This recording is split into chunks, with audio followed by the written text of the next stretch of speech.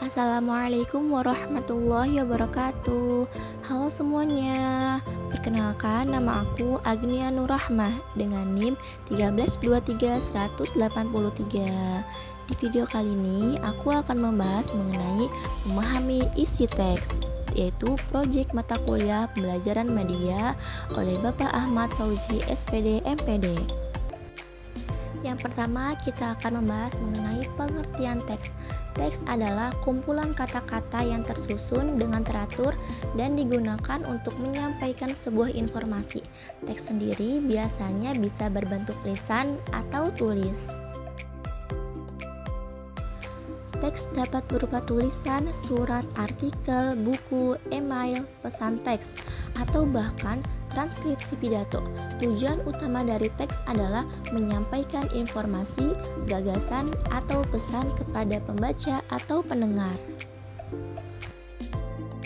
Di sini aku akan membahas mengenai teks eksplanasi. Teks eksplanasi adalah teks yang berisi penjelasan mengenai suatu fenomena atau peristiwa, baik fenomena alam maupun fenomena sosial yang terjadi dalam kehidupan sehari-hari. Fenomena alam yang dimaksud bisa berupa tanah longsor, gempa bumi, gunung meletus, kebakaran hutan, proses terbentuknya pelangi, dan sebagainya.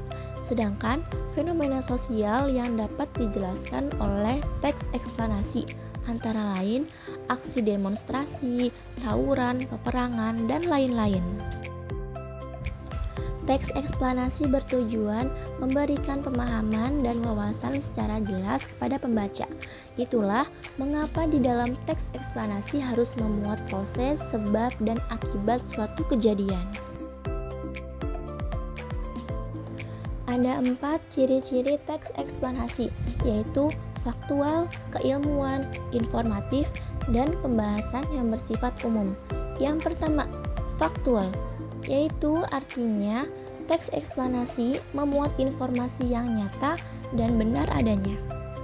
Yang kedua, bersifat keilmuan. Teks eksplanasi membahas fenomena yang berhubungan dengan ilmu pengetahuan. Misalnya, gempa bumi dikaitkan dengan ilmu geografi atau aksi demonstrasi yang dibahas dari sudut pandang ilmu sosiologi. Yang ketiga, informatif.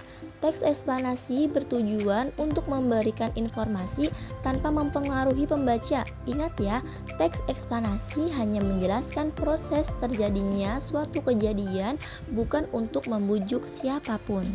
Yang keempat, membahas hal-hal yang bersifat umum. Teks eksplanasi menjelaskan peristiwa yang sering kita jumpai dalam kehidupan sehari-hari.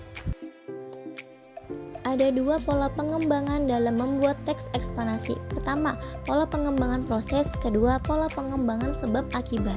1. Teks eksplanasi pola pengembangan proses. Teks eksplanasi dengan pola pengembangan proses disusun berdasarkan kronologi atau suatu urutan waktu saat terjadi peristiwa.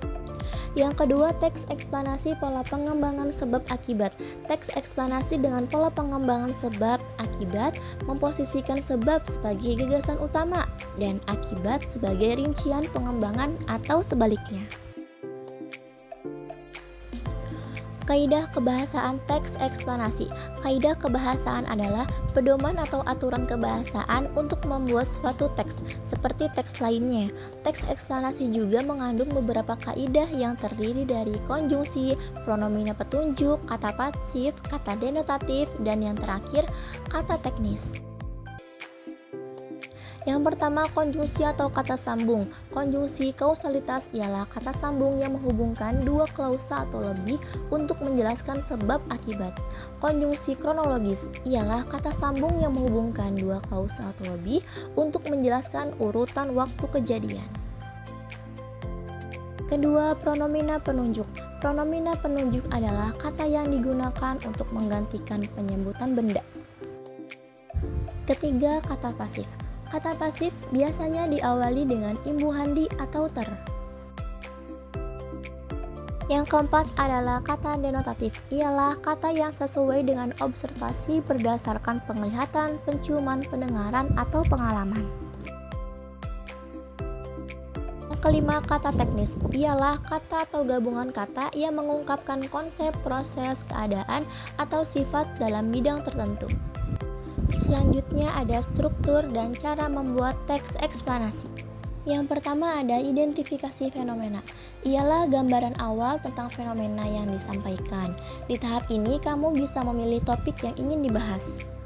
Yang kedua, penggambaran rangkaian kejadian. Struktur yang kedua memuat proses terjadinya fenomena tersebut. Ketiga, ulasan. Yang terakhir yaitu ulasan, berisi komentar atau penilaian penulis mengenai dampak fenomena yang dibahas. Selanjutnya ada contoh teks eksplanasi. Angin puting beliung ialah fenomena alam berupa putaran angin yang sangat kencang dan membentuk hubungan antara cumulonimbus dengan tanah. Dalam beberapa kejadian yang cukup langka terjadi hubungan antara dasar awan cumulus dengan permukaan tanah. Biasanya angin ini berbentuk corong kondensasi dengan ujung menyempit menyentuh bumi dan dikelilingi awan yang membawa puing-puing. Angin puting beliung terjadi karena bentrokan antara udara panas dan dingin. Selain itu, adanya arus udara yang naik ke atas secara kuat di dalam awan. Biasanya angin puting beliung terjadi ketika musim pancaroba. Angin puting beliung dapat mengakibatkan kerusakan karena dapat merobohkan dan membawa apa saja yang dilewatinya. Ditambah lagi, angin puting beliung sering terjadi bersamaan dengan petir dan hujan deras. Dalam setahun, ada banyak kerugian jiwa dan material karena angin puting beliung. Thank you for watching. See you next time. Dadah semuanya.